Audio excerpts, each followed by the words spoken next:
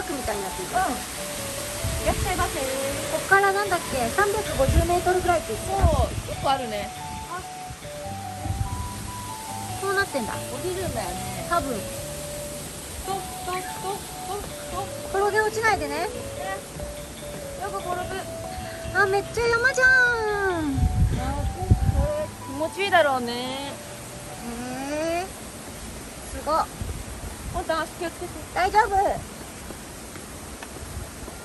隠しきれない映りがないいつしかあなたに染みついた。あ、今日段差あるわ。不安。ちょっと待って、歩くのに集中しよう。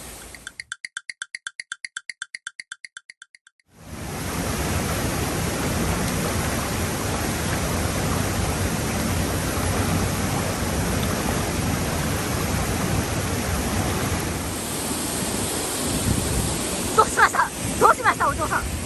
行ってみて。水だよ。寒い。ここ入ろう。これお湯でしょ。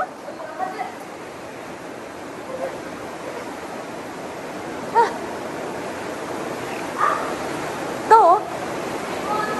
私も入りたい。寒い。生き返ろう。一緒に。待って、ここ置けばいいんだ。はい、こうです。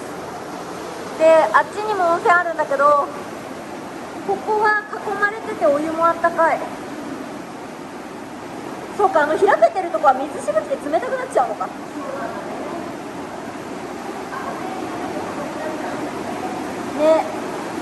今ちょっとこう確認してたら